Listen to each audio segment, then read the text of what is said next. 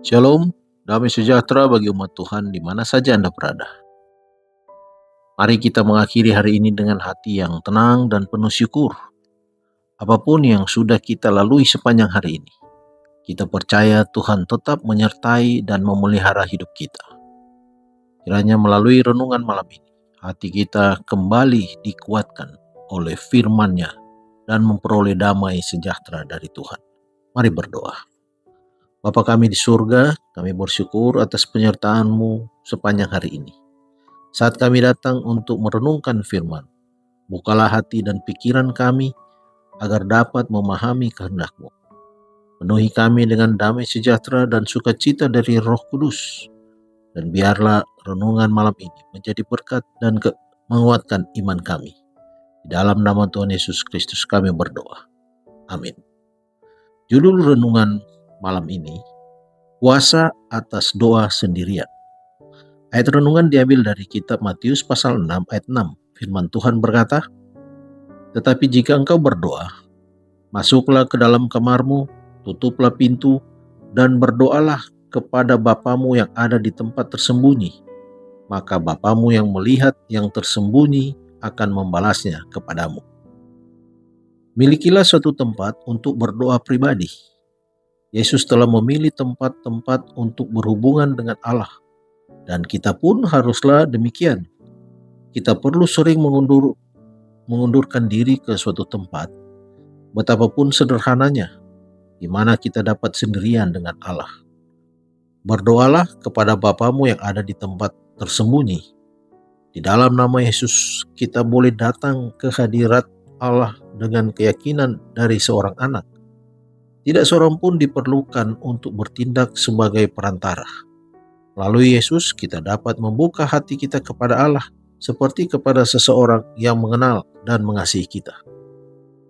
Di dalam tempat berdoa secara diam-diam, di mana tidak ada mata kecuali mata Allah yang dapat melihat, tidak ada telinga kecuali telinganya yang dapat mendengar, kita dapat mencurahkan keinginan dan kerinduan kita yang tersembunyi kepada Bapa dari belas kasihan yang tak terhingga itu.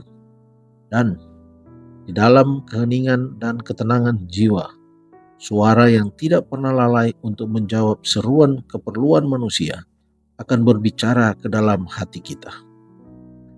Orang-orang yang mencari Allah secara diam-diam menceritakan keperluan mereka dan meminta pertolongan tidak akan memohon dengan sia-sia, maka Bapamu yang melihat yang tersembunyi akan membalasnya kepadamu.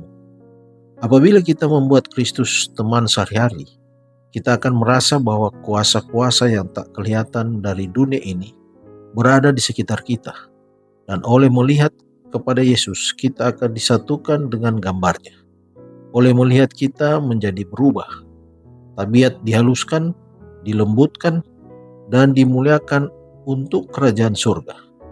Hasil yang pasti dari hubungan dan persahabatan kita dengan Allah akan menambah belas kasihan, kesucian, dan kegairahan. Akan ada pertumbuhan kecerdasan di dalam doa. Kita sedang menerima suatu pendidikan ilahi, dan ini dilukiskan dalam suatu kehidupan yang rajin dan giat. Jiwa yang berbalik kepada Allah untuk memperoleh pertolongan, dukungan, kuasa oleh doa setiap hari dengan sungguh-sungguh akan memperoleh aspirasi yang mulia, persepsi kebenaran dan tugas yang jelas, maksud-maksud tindakan yang agung, dan lapar dan dahaga akan kebenaran yang terus-menerus. Oleh mempertahankan hubungan dengan Allah, kita akan disanggupkan untuk menyebarkan kepada orang-orang lain lewat pergaulan kita dengan mereka terang damai kebenaran yang berkuasa di dalam hati kita. Kekuatan yang diperoleh di dalam doa kita kepada Allah, bersatu dengan upaya yang tekun di dalam melatih pikiran dalam keprihatinan dan menaruh perhatian, mempersiapkan seseorang untuk tugas harian, dan memelihara roh kedamaian dalam segala keadaan. Dikutip dari buku Khotbah di atas Bukit, halaman 84 dan 85.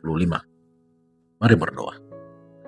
Bapa yang penuh kasih, terima kasih untuk firman dan penyertaan-Mu malam ini.